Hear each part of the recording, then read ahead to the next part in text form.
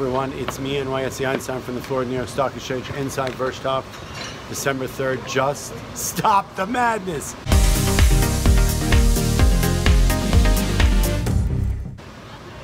Inside Verstop, Einstein of Wall Street, just when you thought it was safe. Wrong. The buzzer goes off. Beulah the buzzer said, yo, time is up.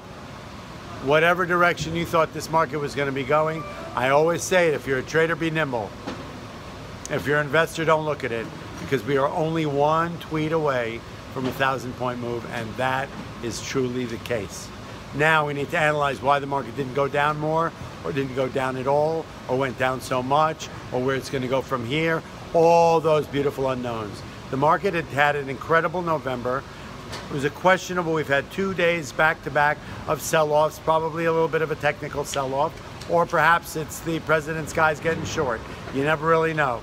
28,000 seemed to be a bit of a ceiling on the market, as was 31 and change on the S&P.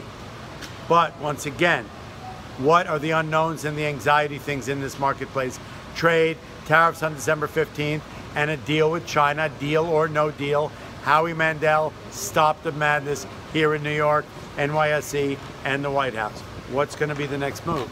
Well, once again, we've seen that just when you thought it was safe, El Presidente decides to throw out a tweet which is completely counterintuitive. Doesn't make that much sense. And what happened? So not only we do not know what's going to happen on December 15th, whether we're going to keep the tariffs the same way, increase them 10 to 15%, 50% or what. Obviously the market is still engaged, though it is really not believing what the story is.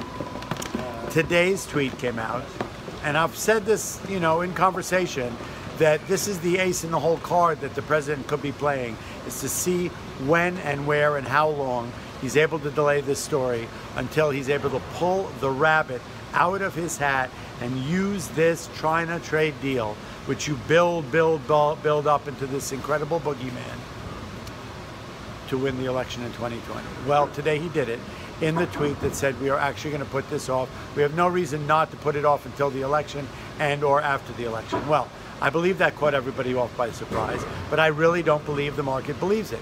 Because if that is the case, that lays so much heavy mulch on top of this story here, a lot of marinating madness in this story here, that the market would have been down 500 or 1,000 points. Yes, we did get down 500, but I really believe that people know already after 18 months plus of a story, deal, no deal, that in a couple days he'll either say he never said it, or he's going to say that the market's going to change, or that we are going to get phase 1, phase 2, stage 1, stage 2 deal. God only knows. So there's not a lot of confidence in this tweet that it's actually going to be something that's etched in stone.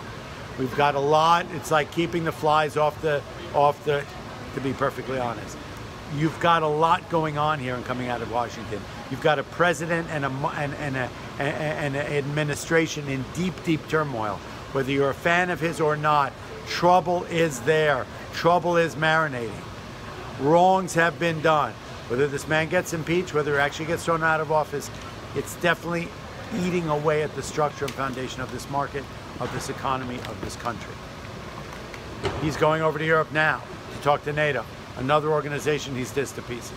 Net, at the end of the day, the market closed down 280, the Russell off a little, the Spiders off 20, way off. They've cut the big losses of the day in half, meaning that they're looking for bargains, they're not taking the tweet seriously, and everything will be again perfect and fine tomorrow.